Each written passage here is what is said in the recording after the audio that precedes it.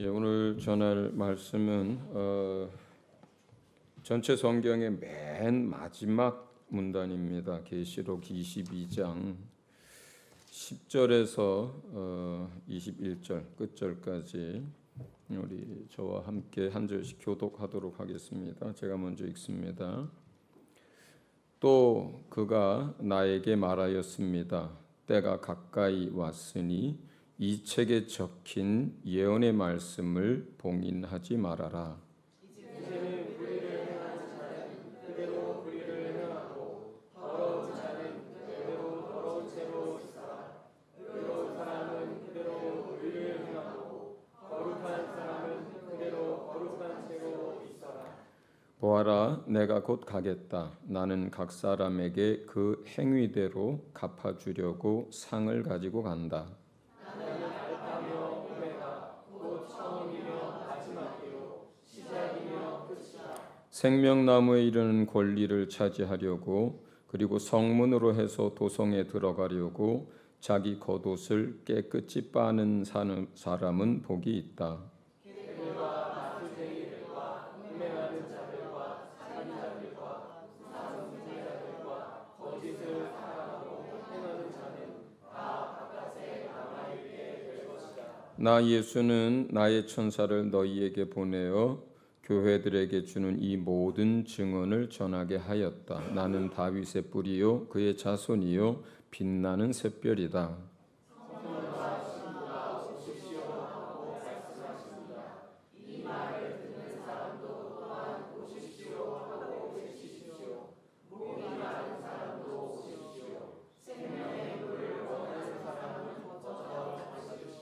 나는 이 책에 기록한 예언의 말씀을 듣는 모든 사람에게 증언합니다. 누구든지 여기에 무엇을 덧붙이면 하나님께서 그에게 이 책에 기록한 재앙들을 덧붙이실 것이요. 또 누구든지 이 예언의 책에 기록한 말씀에서 무엇을 없애버리면 하나님께서 이 책에 기록한 생명나무와 그 거룩한 토성에서 그가 누릴 몫을 없애버리실 것입니다. 이 모든 계시를 증언하시는 분이 이렇게 말씀하셨습니다. 그렇다, 내가 곧 가겠다. 아멘. 오십시오, 주 예수님.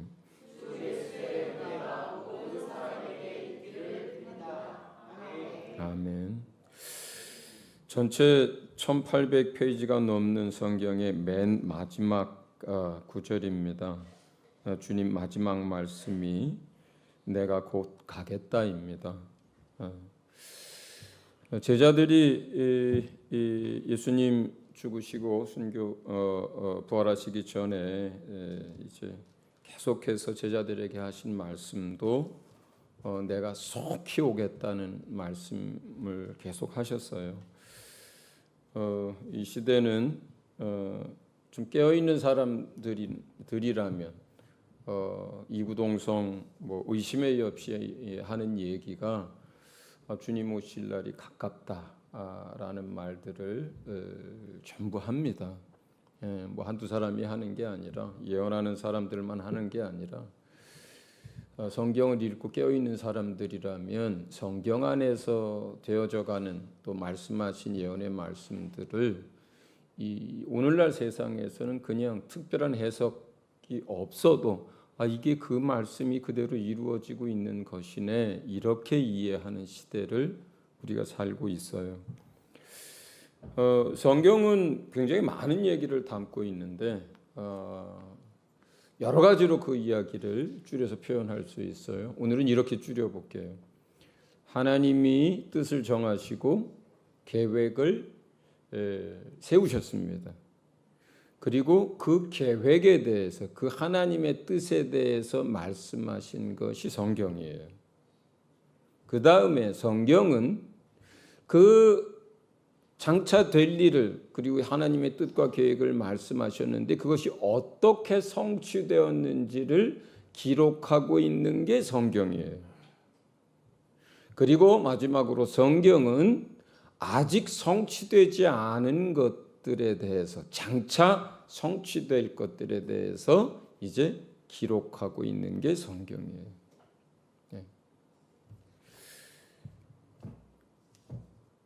하나님은 어떤 일들을 하기 전에 그래서 하나님의 사람들에게 무슨 일이 일어날 것이다. 그리고 앞으로 어떤 일들이 이제 행해질 것이라는 것을 중요한 것일수록 말씀하십니다. 예. 하나님이 하시는 모든 일들을 성경이 담고 있는 것은 아니지만 하나님이 하시는 모든 일 가운데 아주 중요한 것들은 하나님의 사람들에게 말씀을 미리 하세요. 그리고 하나님을 믿는 자들에게 그 하나님의 종을 통해서 그것을 설명하고 가르치게 합니다. 왜 하나님이 하실 일들을 미리 설명하냐면 그 일들이 이루어졌을 때에 이 일이 하나님으로 말미암아 됐다는 것을 알게 하기 위해서예요. 그리고 하나님이 역사를 주관하고 모든 것을 행하시는 분인 그 하나님이라는 것을 알고 믿게 하기 위해서요. 세상엔 우연이라는 단어가 있지만 예수 믿는 우리들에게는 우연이라는 단어가 없어요. 하나님의 뜻 안에 있고 하나님의 섭리 가운데 있고 하나님의 예정 가운데서 모든 것들이 이루어집니다. 자, 우리가 말씀 한 구절을 먼저 읽겠습니다. 창세기 15장 13절에서 16절입니다. 자, 같이 한번 읽어보겠습니다. 시작. 주님께서 아브라함에게 말씀하셨다.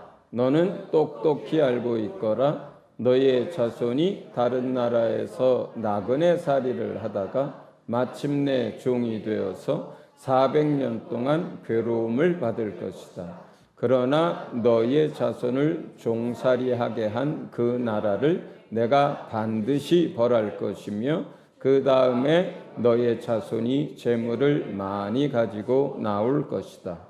그러나 너는 오래오래 살다가 고이 잠들어 묻힐 것이다. 너의 자손은 4대째가 되어서야 이 땅으로 돌아올 것이다. 아모리 사람들의 죄가 아직 벌을 받을 만큼 이르지는 않았기 때문이다. 믿음의 조상이라고 하는 아브라함에게 이제 하시는 말씀이에요. 이제 아브라함의 자손들이 다른 나라에 가서 400년 또는 세대수로 하면 4세대를 살다가 거기에서 사는데 이제 노예로 살고 또 고통을 받고 있다가 거기에서 하나님이 그들을 끌어낼 것이라는 이야기를 하고 있습니다.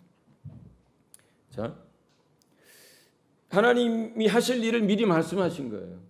지금 가나안 땅에 살고 있는 아브라함에게 하신 이야기예요. 그리고 장차 내 자손들이 400년을 애굽에 내려가게 될 것에 대해서 미리 말씀하신 거예요. 그리고 400년 살다가 그 애굽 땅에서 나올 것을 얘기하신 거예요. 자, 하나님이 뜻을 정하셨어요. 하나님이 전체적으로 하시는 그 계획 가운데 한 부분을 아브라함에게 하나님을 믿는 종에게 말씀하셨습니다. 그 다음에 이제 이 일들을 이루어 가고 계세요. 자, 그러면 우리가 잘 아는 것처럼 야곱과 야곱의 자손들 합해서 70명이 이제 애굽으로 내려가게 되는데 만약에 그때에 7년에 걸친 극심한 가뭄이 없었다면 야곱과 그 자손들이 애굽으로 갔겠어요? 안 갔겠어요? 안 가죠. 가나안 땅에서 이미 잘 자리 잡고 거부가 되고 많은 종들과 안정된 생활을 하고 있었단 말이에요. 그리고 가나안 땅은 또 좋은 땅이에요. 예. 그럼 거기서 살고 있는 사람이 갑자기 남의 나라에 식구들 다 데리고 멀쩡하게 살다가 먼 남의 나라로 이주를 할 이유가 없죠. 극심한 가뭄이 들어서 거기서 살 수가 없는 상황이 되니까 애굽으로 간 거예요. 두 번째, 만약에 애굽으로 그렇게 내려간 이스라엘 백성이 내려갈 때는 나그네로 내려갔어요. 오늘 본문의 말씀, 아까 읽은 창세기 말씀처럼. 그런데 나그네로 살다가 종이 됩니다. 그리고 종으로 살다가 나중에는 극한 환난을 겪어요.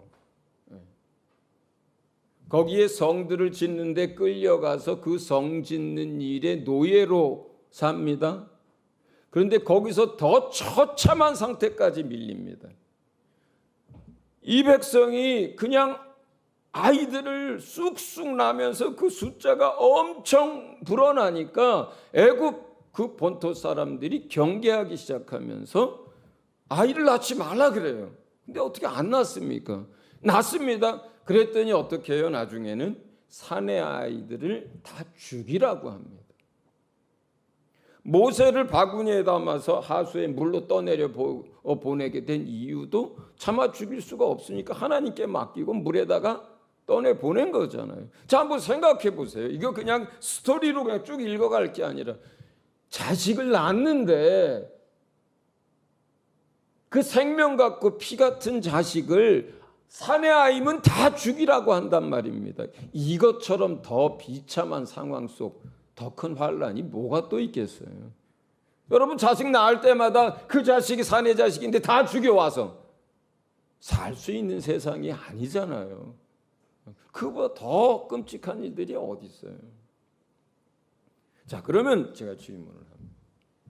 애굽에 살던 이스라엘 백성들이 이때쯤이면 한 200만 정도 되는데 70명이 내려가 가지고 그 사람들이 거기에서 그런 고통과 환난과 핍박과 끔찍한 일을 당하고 있지 않았다면 모세를 따라서 광야로 나오겠어요? 안 나오겠어요? 안 나오죠. 그 애굽 땅에서 이 이스라엘 백성이 잘 먹고 잘 살고 평안하고 그리고 부족함 없이 살고 있다면 거기서 지낸 지가 벌써 400년인데 잘 먹고 잘 살고 있으면 안 나옵니다. 그렇지 않아요?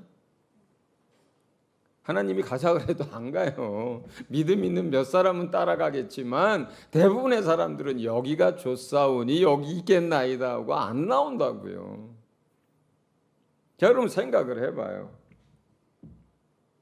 막상 그때 막 7년에 걸친 가뭄을 당하고 있는 그 사람들의 심정을 한번 생각해 보세요. 또는 노예가 되고 노예가 됐을 뿐만 아니라 비참한 상황 속에서 자식이 죽임을 당하고 있는 그리고 허구한 날 가서 강제 노역을 하고 있는 이 사람들의 당시의 심정은 어떻겠어요? 말할 수 없이 힘들죠. 말할 수 없이 힘들죠. 농사 지어 보신 분들 또는 뭐 여기에는 없겠지만 목축이 양 키우고 소 키우는 게 생업이었던 분들에게 있어서 비는 뭐예요? 비는 생명 같은 거예요. 그런데 비가 한 해가 가문 것도 아니고 1년, 2년, 3년, 4년, 5년, 6년, 7년 이렇게 가물고 모든 것들이 다 죽어 넘어간다고 생각해 보세요. 앞에서 오늘도 양 몇십 마리가 쓰러져 죽고 또 내일도 또 계속 그런다고 생각해 보세요. 자녀들이 먹을 것이 없어서 애기들이 소를 빨고 있다고 한번 생각해 보세요. 예, 비참한 거죠. 그 애굽에서 자식을 뺏기고 자식이 처참하게 살해당하고 있는 그 사람들을 한번 생각해 보세요. 말할 수 없이 비참한 거예요.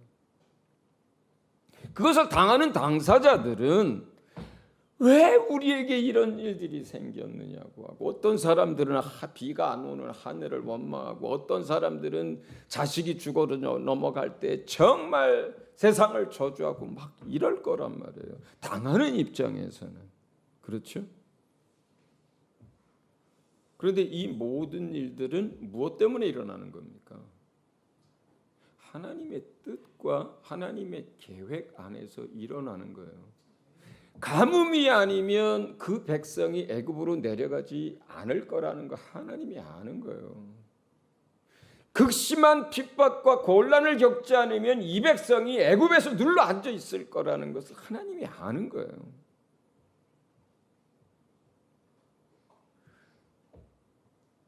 그 가뭄도 그리고 그 노예 상태에서의 극심한 핍박도 하나님의 전체적인 계획과 뜻 안에서 진행돼 가고 있는 거예요. 그렇다면 믿음이라는 건 뭐예요? 믿음이라고 하는 것은 가뭄이 올 때 땅이 아니라 죽어 넘어져가는 양이 아니라 비를 주관하시고 역사를 주관하시는 하나님을 바라보는 게 믿음이에요. 그때에 하나님, 세상은 다 곡식들이 말라 죽고 양들이 다 쓰러져 가고 있지만 하나님이 이 모든 천지 만물을 주관하고 계시다는 것을 인정하고 하나님에게 피할 길을 열어달라고 하는 것, 그게 믿는 사람들입니다. 또 애굽에서 극심한 핍박을 받고 있을 때에 그 환난을 당하고 있을 때 그들이 무엇을 바라봐야 하는 거예요?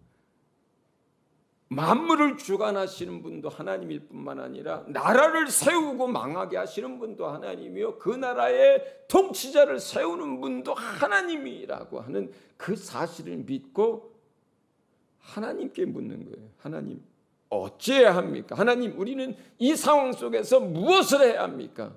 하고 하나님을 바라봐야 하는 거예요. 그때 많은 사람들은 그 바로 왕을 저주하고 그 군대를 저주하고 그들의 신세를 한탄할 걸 했을 거란 말이에요. 역사뿐만 아니라 모든 인간의 생사화복이 누구 손에 달려 있습니까? 하나님 손에 달려 있어요. 그리고 하나님은 어떻게 일하십니까? 그분의 뜻을 따라서, 계획을 따라서 일을 합니다. 나라가 세워지는 것도, 나라가 망하는 것도, 한 가정이 서는 것도, 한 가정이 무너지는 것도 주의 주권 아래 있습니다. 이렇게 해서 이스라엘 백성이 이제 광야로 나오게 됩니다. 모세를 따라서 출애굽이라고 하죠. 그 광야에 나온 이스라엘 백성을 광야 교회라고 불러요. 교회란 단어가 처음 쓰이게 된 게 광야입니다. 광야 교회. 자, 우리가 성경 한 구절 읽어봅니다. 신명기 8장 2절에서 6절 같이 읽어봅니다. 시작. 당신들이 광야를 지나온 40년 동안 주 당신들의 하나님이 당신들을 어떻게 인도하셨는지를 기억하십시오. 그렇게 오랫동안 당신들을 광야에 머물게 하신 것은 당신들을 단련시키고 시험하셔서 당신들이 하나님의 계명을 지키는지 안 지키는지 당신들의 마음속을 알아보려는 것이었습니다. 주님께서 당신들을 낮추시고 굶기시다가 당신들도 알지 못하고 당신들의 조상도 알지 못하는 만나를 먹이셨는데 이것은 사람이 먹는 것으로만 사는 것이 아니라 주님의 입에서 나오는 모든 말씀으로 산다는 것을 당신들에게 알려주시려는 것이었습니다.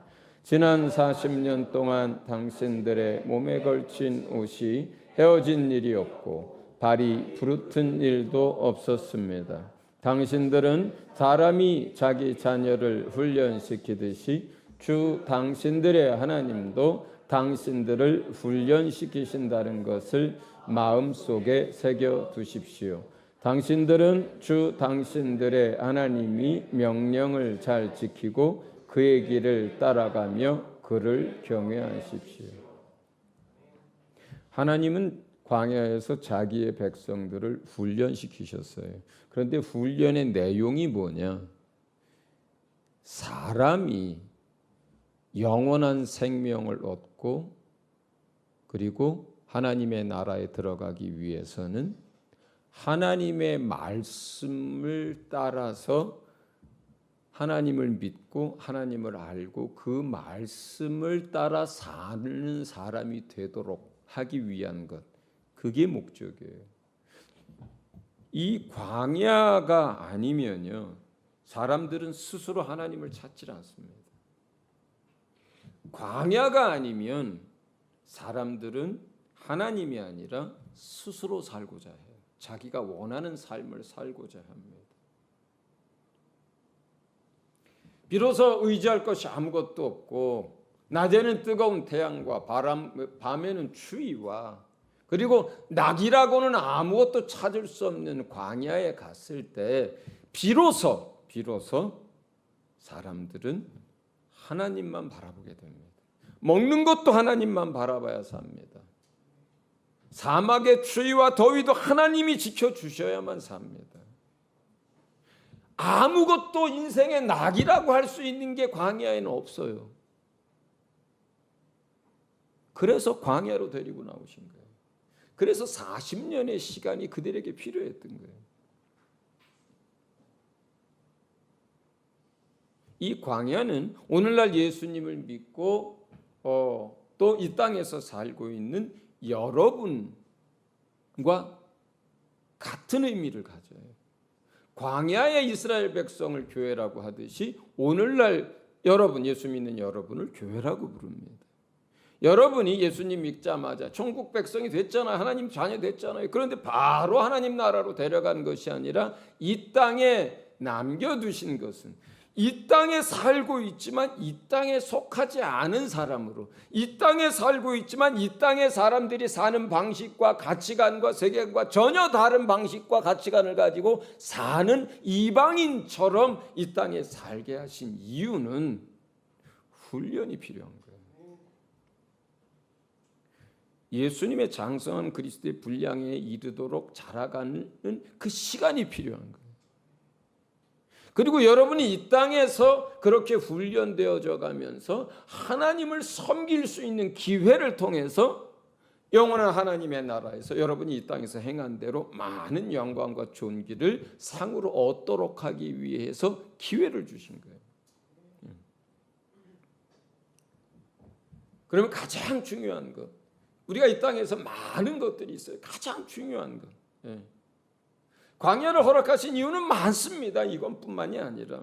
그런데 단적으로 가장 중요한 것을 말씀한 것이 신명기 8장인 거예요. 뭐예요? 하나님을 알고 하나님의 말씀을 듣고 그 말씀으로 살아가는 법을 배워가는 거예요. 그게 광야의 목적이에요. 뭐예요?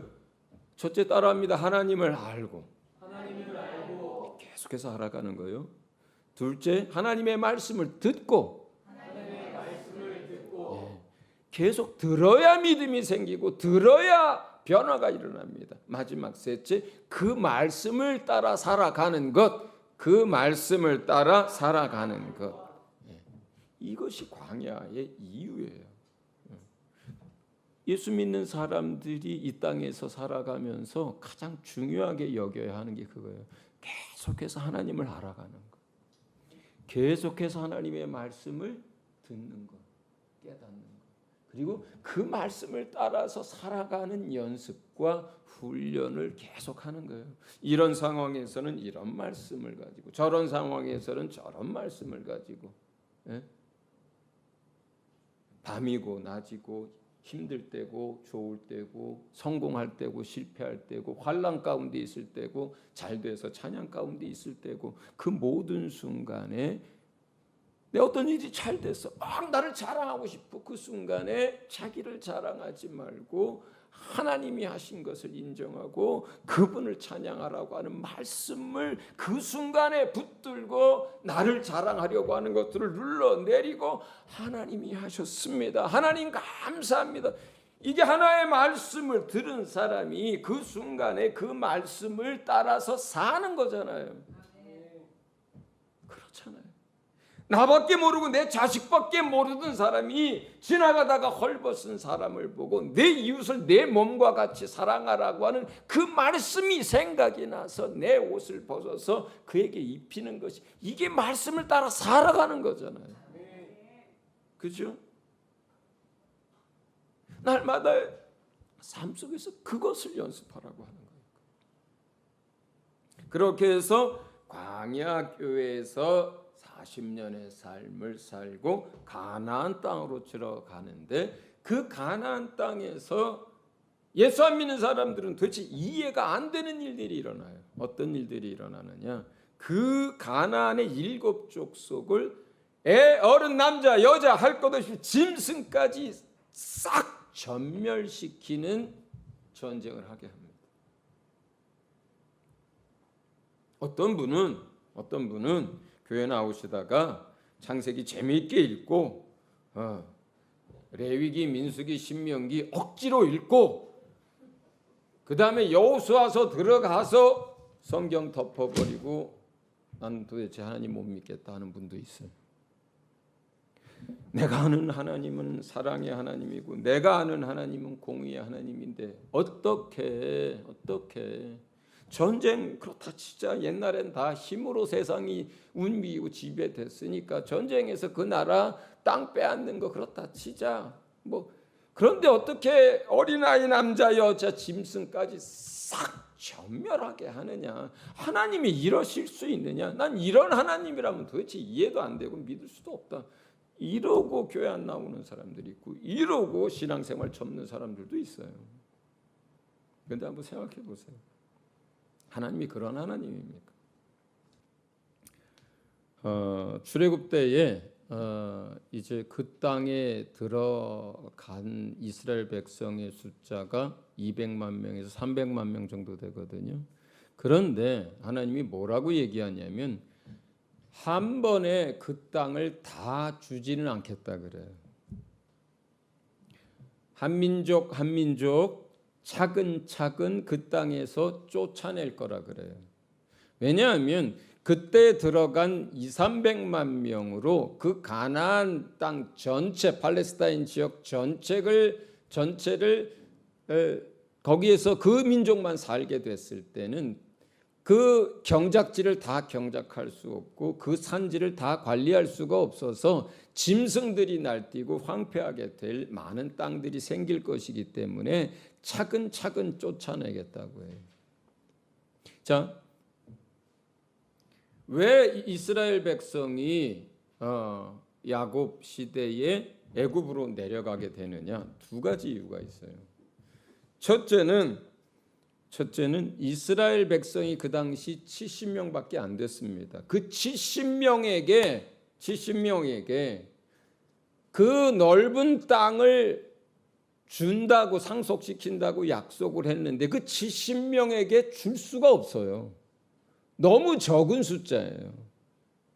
200만 명이 되어도 그 땅을 다 관리할 수가 없는데 70명밖에 안 되는 적은 무리에게 그 넓은 땅을 줄 수가 없는 거예요. 관리가 안 돼요. 그래서 70명이 아니라 몇백만 명의 숫자로 그 민족이 커져야만 그 땅을 줄 수가 있어요. 그래서 문 목사님이 지난번에 설교하신 것처럼 인큐베이터처럼 그 백성을 애굽의 좋은 지역으로 데려가서 절대 권력의 비호를 받으면서 처음에 그렇게 해서 400년 동안 끊임없이 낳고 생육해서 400년 만에 그 민족을 200만 명, 300만 명으로 그렇게 크게 키우기 위해서 애굽으로 데려가는 거예요. 첫 번째. 두 번째는 아까 우리 창세기 15장 13절부터 16절까지 읽었는데 그 끝절에 나와 있어요. 이유가. 그 끝절은 뭐라고 나와 있냐면 아모리 사람들의 죄가 아직 벌을 받을 만큼 이르지 않았기 때문이에요. 근데 이게 아모리 사람만 그런 게 아니에요. 자, 그 땅을 이스라엘에게 주고 그 땅을 사람들을 쫓아내든지 죽이든지 하려면 주님은 이스라엘 백성을 사랑하기 때문에 땅을 주고 저들은 나와 상관없으니까 죽든 말든 다 쫓아내든 상관없어. 이런 하나님이 아닌 거예요. 그 땅의 죄악이 관영해서 더 이상 용납할 수 없는 상태가 됐을 때 진멸하는 거예요, 하나님이. 그런데 아직 그 상태가 아닌 거예요. 그렇다고 해서 멀쩡했느냐? 그렇지 않아요. 이미 아브라함 시대 이 이야기를 할 때에 거기에서 무슨 일이 일어납니까? 소돔과 고모라 사건이 일어나잖아요. 이미 그 가나안 땅에는요, 소돔이나 고모라나 이런 도시에서는 우리가 오늘날에도 이해할 수도 없는 끔찍한 그러한 일들이 일어나고 있었어요. 성적인 타락이 극에 달하고 있었고, 그리고 정말로 그 땅에서 악한 일들이 말도 못하게 일어났어요. 근친상간, 남녀간의 어떤 이제 정적 문란함, 심지어 짐승하고까지 교접을 하는 일들이 일어나고, 그리고 우상숭배 말도 못하게 일어납니다. 자기 친자식을 죽여서 신에게 몰렉에게 바치는 일들이 일어나요. 이미 그 시대에도, 아브라함의 시대에도 많은 죄악과 타락이 있었는데, 그러나 전체적으로 볼 때, 가나안의 7족속으로 볼 때 아직 소돔과 고모라처럼 그렇게 진멸할 정도의 수준은 아니었던 거예요.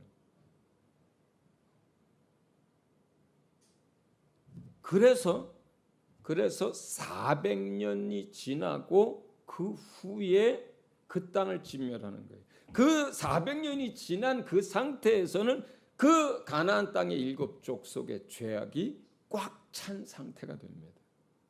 꽉 찬 상태가 돼요. 소돔과 고모라를 더 이상 그것이 번지지 않도록 주님이 거기서 차단시킨 거거든요. 그냥 놔두면 나머지 7족속에게도 전부 다 그런 일들이 생길 거예요. 그런데 예를 들어서 아직까지 아브라함의 자손들은 숫자가 늘어나지 않았어. 근데 죄악이 다 관영해서 그 땅을 다 멸해야 돼. 이런 상황이 되면 안 되잖아요. 그래서 소돔과 고모라를 없애버리면서 거기에서 죄악이 7족속에게 다 번져나가는 것을 차단시킨 거예요. 시간이 필요한 거예요. 아브라함의 족속들이 더 번성하고 그 땅을 차지할 만큼의 숫자가 될 때까지 시간이 필요한 거예요. 그리고 그 시간이 400년이 지난 거예요. 그리고 가나안의 정복 전쟁이 일어나고 그 땅의 백성들이 진멸을 당하게 되고, 하나님이 말씀하신 대로 그 땅이 아브라함의 자손들의 땅이 되는 것입니다.